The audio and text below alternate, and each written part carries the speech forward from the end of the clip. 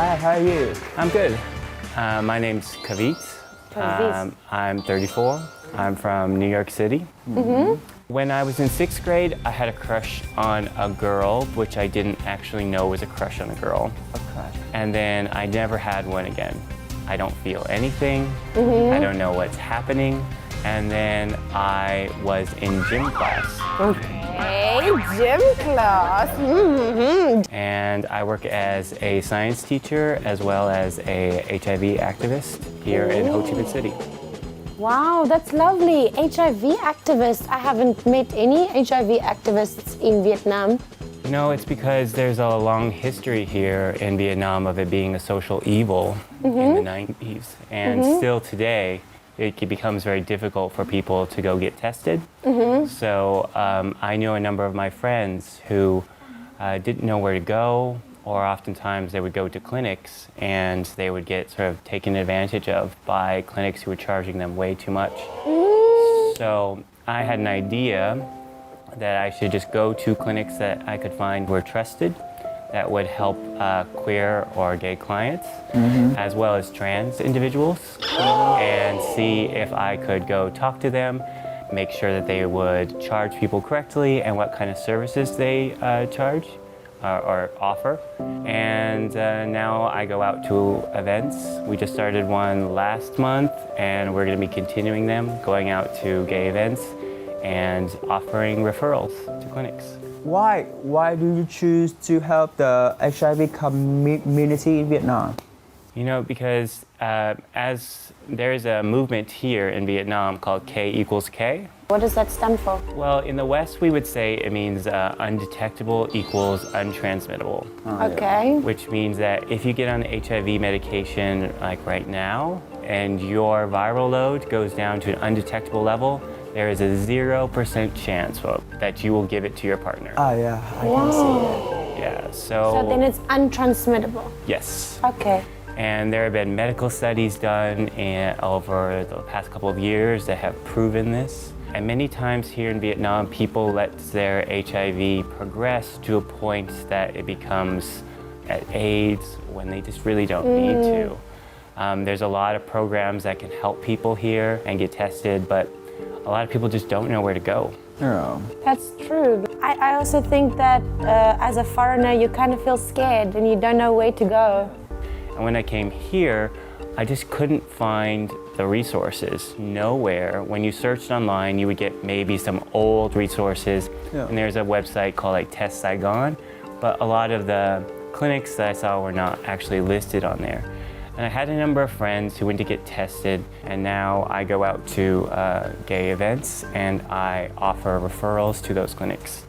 If you see me, you'll find me at a place called Gender Funk Events, and soon more, and you'll see me under the banner Dr.LOVE. Dr.LOVE, hey? Not really a doctor, but you know, I know some. I know some doctors. Oh, but may I ask you what is the differences between go to the hospital and go to your center? So when you go to a clinic, you are going there for that particular type of purpose. You're going there to get HIV tested, you're going to get STI tested.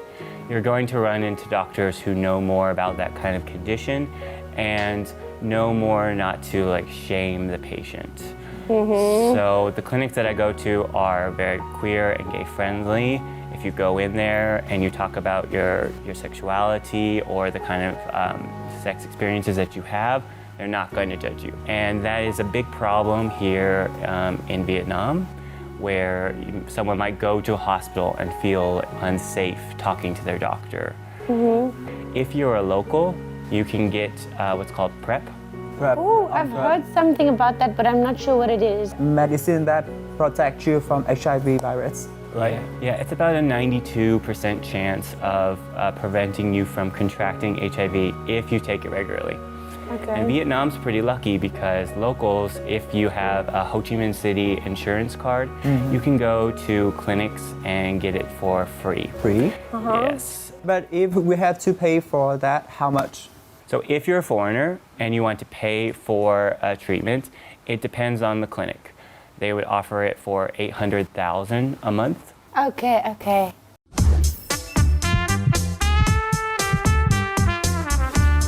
How long have you been here in Vietnam? I've been in Vietnam for 7 years. 1 year longer than me. Xin chào. Hey, xin chào is about all the Vietnamese I know, and come on. Cảm ơn. Why you stay here like for 7 years? You know, it's just not a language that connects with me. I tried so hard. Where did you stay? So for most of my time it's been in Saigon, but I was in Haiphong for a little while. Hải Phòng. Why do you choose Vietnam to leave and start your career? So when I was in university, I had a professor who did work here in Ho Chi Minh City. When I was looking for places to go outside of the United States, I was like, yeah, that's where I want to go. Okay. What do you like the most in Vietnam? Honestly, it's the food from foreigners. Foreigners food? I know that's not a popular opinion, but Vietnam has a really great like foodie scene that also some Vietnamese people, chefs, are getting involved in. Yeah. You can get all of the world's food Yeah. in these really cheap places. And I love it. Yeah. International dishes all in one place. Yep. Yeah, that's correct. I also like that there is a sense of like hope or promise here. I feel like when I left America, people were sort of feeling like nothing was really gonna happen anymore. They sort of just gave up. And when you come here, like the Vietnamese people have a real sort of sense that the promise is still in the future and things can get better. That's how I feel about Vietnam. Like, I feel people in Vietnam are very present, like very here and now, and quite hopeful and friendly. Specialty of Vietnamese is the warm heart. Right. Yeah. So I have an example. I lost all of my clothes twice. How did you lose all of your clothes? Did you go partying and Same just question. forgot your clothes? What did you do? It was in a hotel, right? And my clothes got stolen. In Thailand, I felt like they gave me clothes, but they had some sort of like, you need to do this for me. In Vietnam, the people at my work, they're just like, here, let me buy you some pants. And I was like, oh. Like nice with no reason. Yes. No, I think they have a big reason because he looks so sexy. I get this kind of feeling that you're so handsome but so shy and cute, like a puppy. I'm only shy until you really get to know me. Okay. Then you take your underpants off and you shoot. I'm more of an observer, and then when I get comfortable, you know. Okay, Yeah. I see. Can we talk about your childhood? When did you recognize that you are different from the other boys? When I was in 6th grade, I had a crush on a girl, which I didn't actually know was a crush on a girl. Okay. And then I never had one again. I don't feel anything. I don't know what's happening. And then I was in gym class. Hey, gym class. Do you have a gym class story? No. Nope. I used to be like really, really skinny and really small and like had like huge glasses and like a bunch of acne. I think I weighed maybe like 45 kilograms. 45. Oh, wow. My family didn't have a lot of money, so we didn't have a lot of food. So I just, I was, not great. So when I was in gym class and I would see these jocks, it's like, I noticed something was different Alushka, about me. please.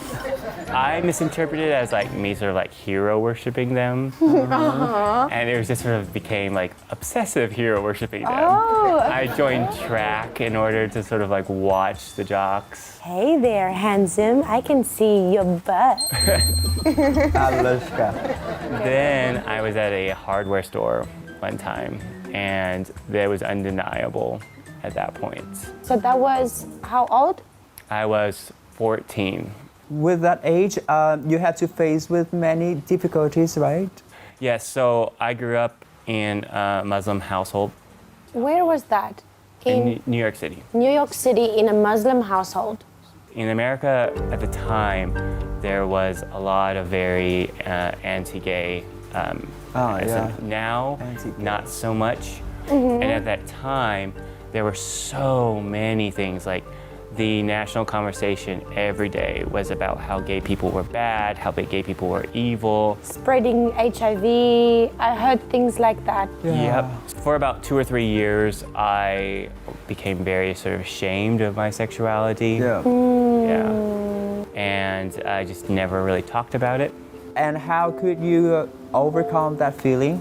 I moved out of my house, How old were you? 16. Why did you move out? My family wasn't great. My mom was actually a wonderful woman. But and she was sex rights activist, women's rights activist in the Middle East. In the Middle East. So My mom's Arab and my dad's white. I'm very interested. I'm very interested to know. Your mom is Arabic and your dad is white, and you grew up in New York. And you had a good relationship with your mom. Yes. And your dad, no, not really. No. He didn't like that I was gay. I mean, we never really talked about it. No. But like one day I was researching on the internet a school project. Well, and it was for a book, but at the same time I was researching like, how do you know if you're gay?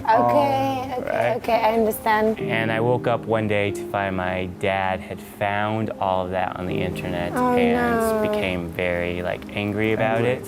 And so I pretended that I was just researching it for that book. Smart way to lie, but not good. Not good. My mom was Muslim, my dad was Christian.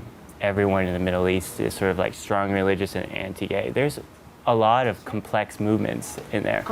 There's a lot of people fighting for queer rights, like very, very anti-gay. Like, for example, you become a man in Middle Eastern society when you get your first beard.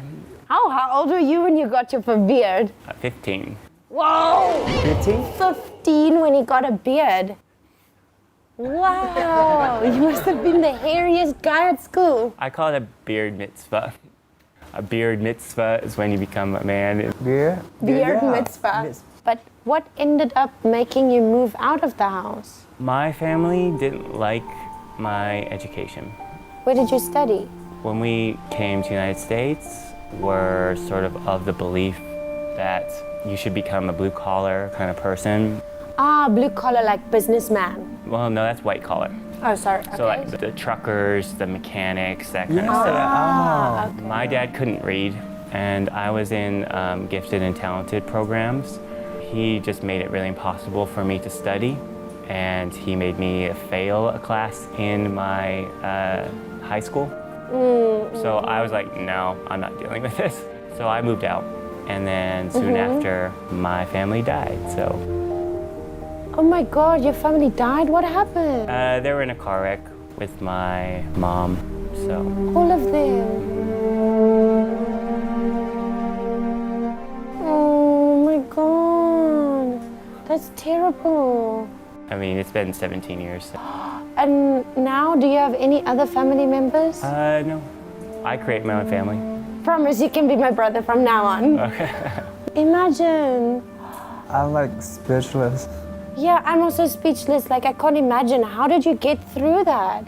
You know, when I was very young, I sort of was very strong about my own identity. I sort of knew who I was. I sort of separated out. But very quickly, I sort of realized that when you're orphaned, you have to be everything for yourself. So I am my cheerleader. I'm the one who motivates me. I'm the one who tells me that I'm being dumb. You having to be strong all the time, you can sometimes be perfectionist towards yourself. Yes. This is something it took me a while to realize when I was watching other families work. Your mom might, be the one who encourages you and tells you, like, you're doing great, Your dad's like, do better.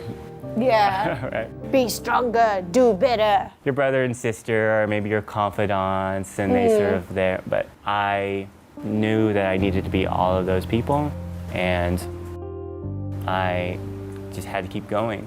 My approach to life is that you just have to keep walking one step ahead at a time, even if you're walking into a wall. So inspirational, hey? You should be very proud of yourself. That's really so much courage. Like, I can't imagine what I would do if I was in that situation. Me too. And then what happened? Where did you go? I lived with a Saudi businessman in his closet.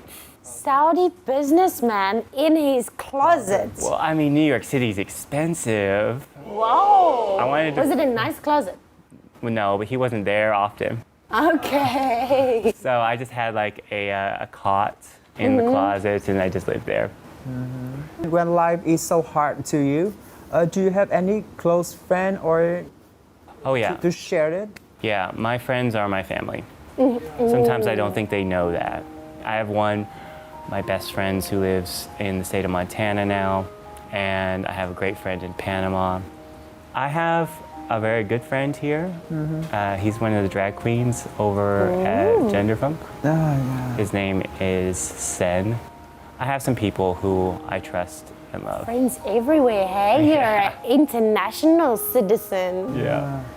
Yeah, I think I come across very intimidating to a lot of people or slightly scary. Yeah. Well, then, so I don't know if it's my physical thing, but my face is often reading like, I'm gonna kill you. Inside, I'm like, everything is great and wonderful. Yeah. I think it comes across often as closed off. Yeah, so like when I'm at a bar where nobody ever talks to me out there. Oh, you better go talk to him when he's at the bar. I don't like to go to the bar actually. Have you ever approached a guy at the bar?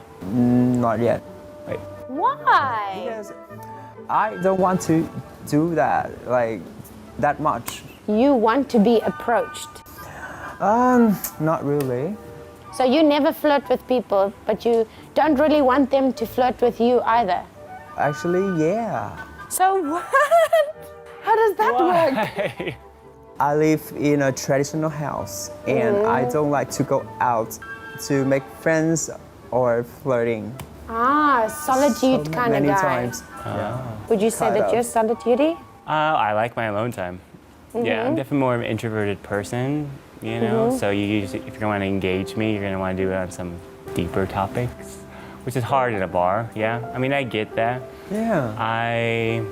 I still challenge myself to go out and talk to people at a bar. Usually when I go and walk by them, they get all nervous, walk away. Can you imagine him nervous? Not, You're so handsome. well, I mean, I can be nervous at a bar. It's not my normal like setting. Like a couple like small things are, right? If you want to talk to me at a bar, you have to go up and talk to me. Okay. I'm not the best at this.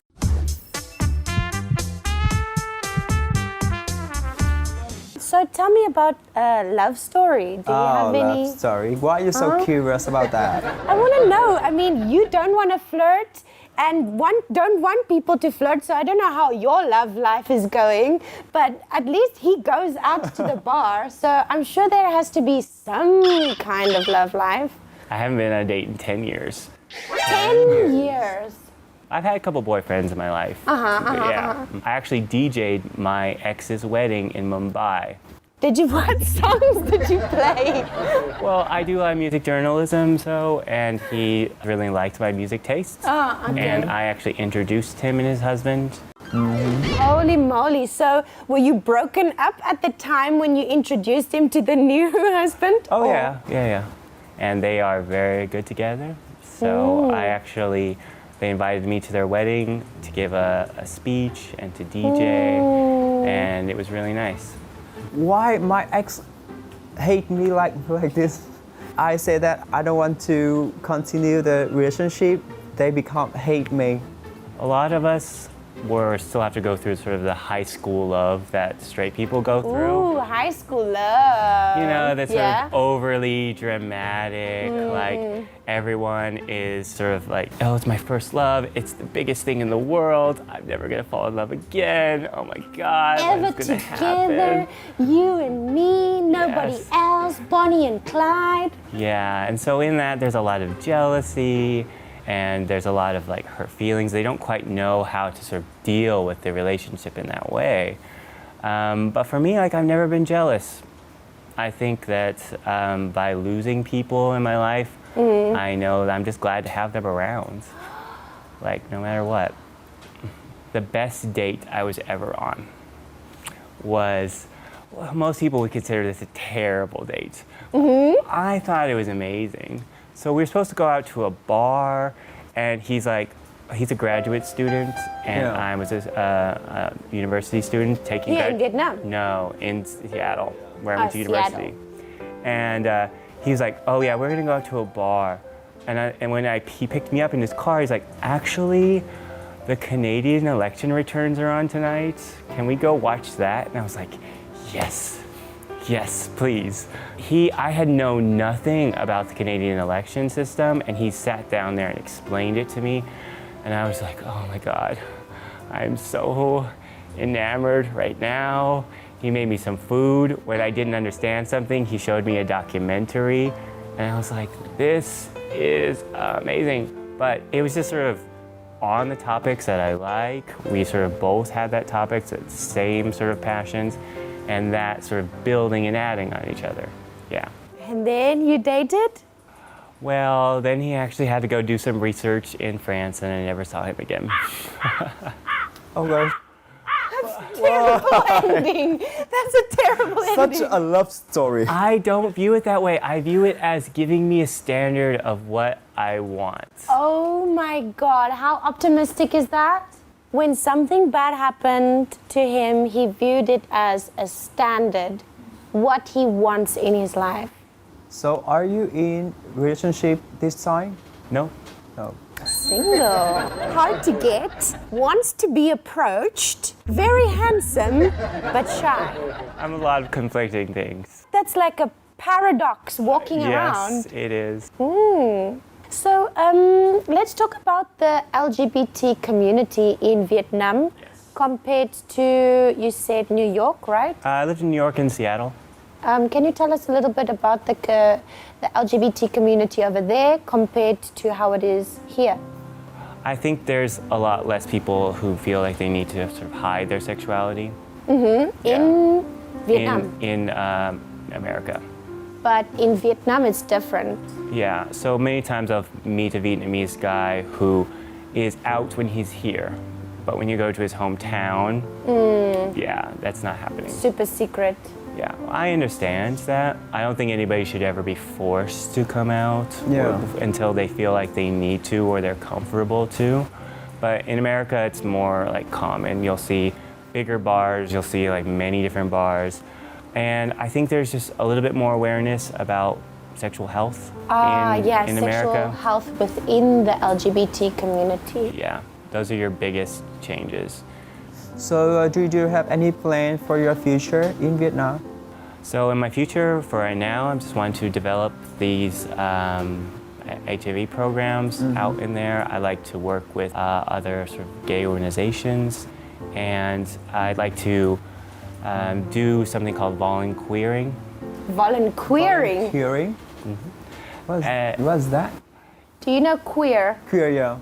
Volunteer and volunteer. Oh, I got it. There's a lot of foreigners I know who would love to get involved in this. And last summer during the Pride events, I actually had a small booth that I was trying to get referrals between like foreigners and gay organizations.